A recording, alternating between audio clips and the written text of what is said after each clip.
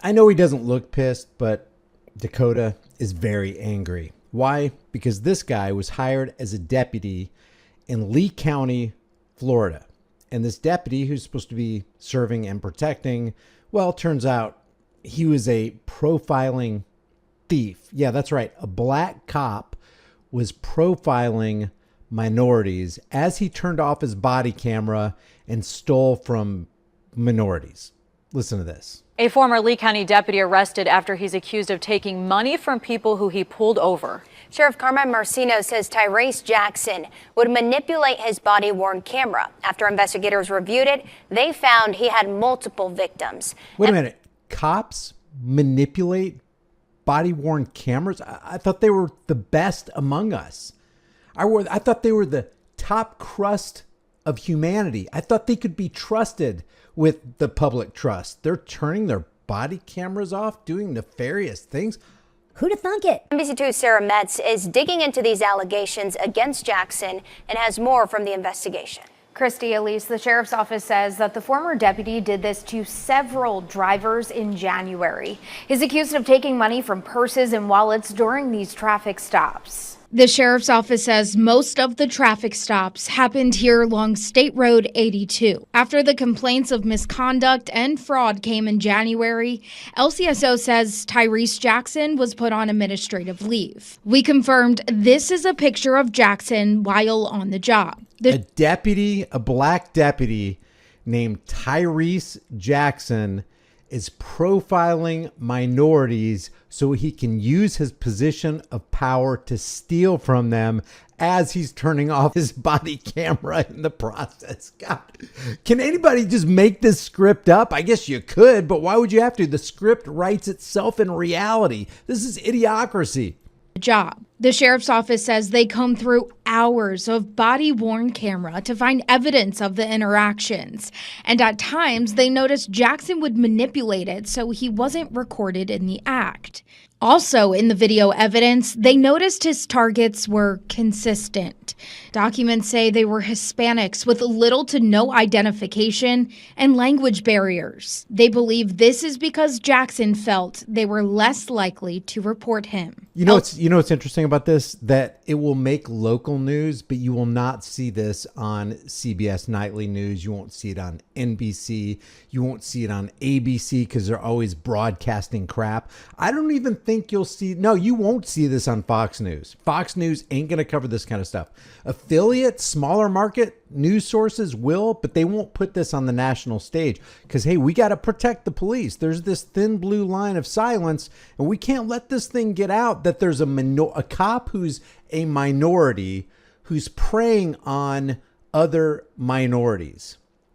Hey, if I take their wealth from them, they're too dumb. They're too stupid to do anything about it, man. I'll totally get away scot-free.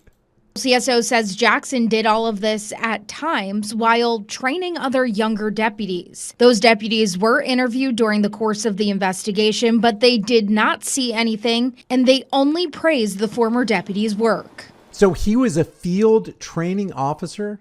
He was training other deputies to do the things that he was doing, and they claim that they didn't see him. Oh, I didn't see him do that. Did you see it? No, I didn't see him. LCSO says he was placed on leave in January and then he resigned in February and moved to Maryland. They actually had to have him extradited back here to Lee County. He's now facing charges of misconduct and also defrauding. Why wouldn't... Did somebody just sneeze? Did somebody just sneeze on the set? Let's hear. And also defrauding. In the newsroom, Sarah Metz, NBC2. Somebody just sneezed on the set. What the heck? It says the Lee County Sheriff's Office says they arrested one of their own, accusing a deputy of scheme to defraud and official misconduct. Back in January 2024, LCSO received a complaint about a deputy taking money during a traffic stop. The deputy was identified as Tyrese Jackson, who was immediately put on leave. Why wasn't he immediately sent to jail? You would have been.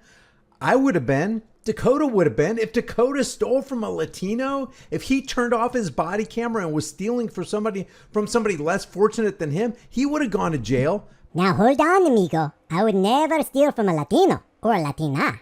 Chihuahuas, we only steal from honkies, bro. But Tyrese Jackson doesn't? I wonder why. What's going on here?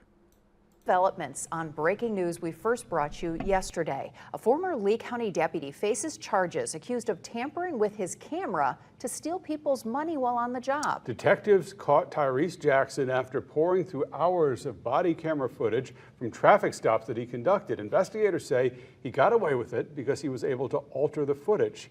Wink News reporter Camila Pereira continues our coverage now with how this case could impact our community's trust in law enforcement. How could it impact our trust in the community's law enforcement personnel? Well, do you think giving usurious traffic tickets to people who are otherwise innocent just because they broke traffic law, they didn't harm anybody, threaten to harm anybody, steal anybody's stuff, damage anybody's property, but we're going to give them usurious traffic tickets where they can't even put food on the table for their kids or pay their rent or pay their light bill? This says body camera footage provides a huge advantage in terms of figuring out what happened in a situation where otherwise we wouldn't know unless we were there. That's why they should make it against the law and a crime punishable by time in jail, loss of job, and liquidation of assets if anybody, any cop ever turns his body camera off during the course of his duties. There's no reason for you to do that. Not even muting a body camera while you're having a private discussion. And when you FOIA request something, a body cam or dash cam footage, it should immediately be released to the public. We're not talking about national security issues here.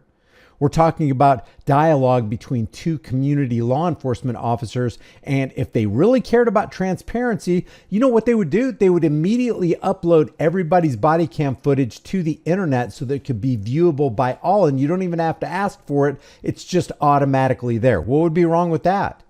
What if you got, hey, if you got nothing to hide, isn't that what they tell us when they pull us over? Hey, if you got nothing to hide, you got nothing to worry about. Just let me search your car. Hey, if you got nothing to hide, police department, why don't you release all the body cam and dash cam footage that you got?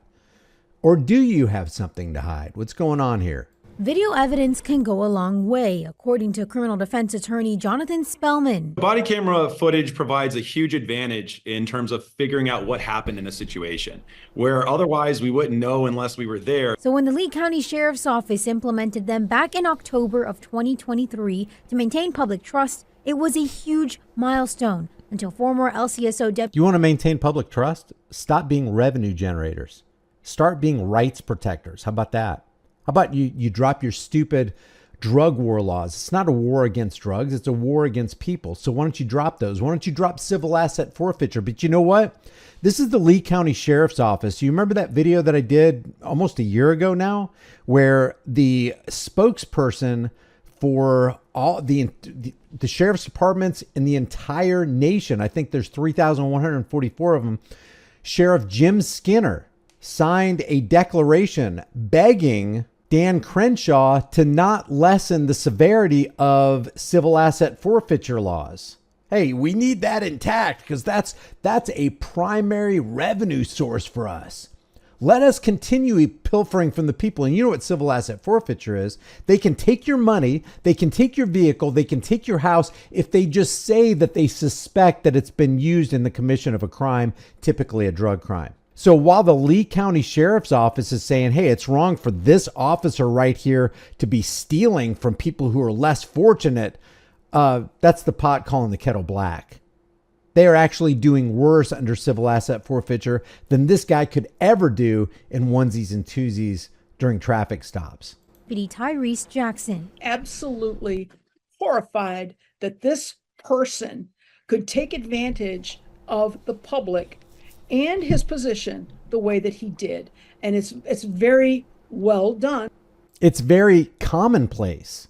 That's what law enforcement officers do. They take advantage of their position of power so they can extract. They should call it the fleece department, not the police department, so that they can fleece the tax cattle in their community and relieve them of their hard-earned income. That's what civil asset forfeiture is. So why aren't you astonished and appalled about that? And it's very well done by the sheriff's department that they caught him. Jackson was arrested on Sunday after an investigation showed several incidents where he conducted traffic stops, manipulated body camera footage, and took money from the drivers he stopped, according to the LCSO's booking report. Both Spellman and FGCU professor Pamela C. say this could have a huge effect on deputies and the community going forward. Any member of the public. So because he took money from them in an unsanctioned way, it's like, no, if you're going to take money from them, you got to do it by writing them a ticket. You know, it's got to be above board. You can't just take their money. You got to take their money.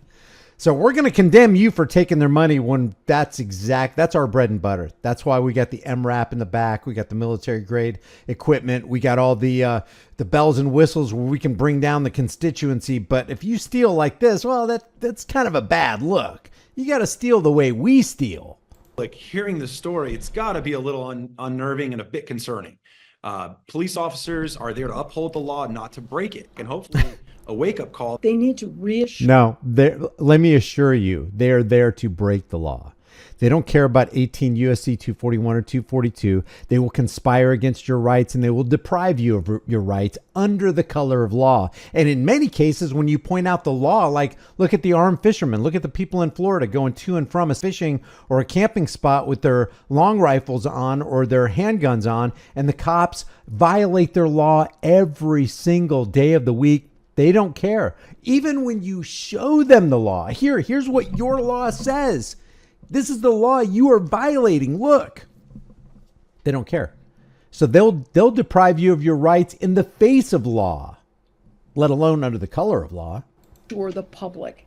And in order to do that, it's going to take a lot of work on their part. And this man has done more to harm the sheriff's department than anything he could ever have done.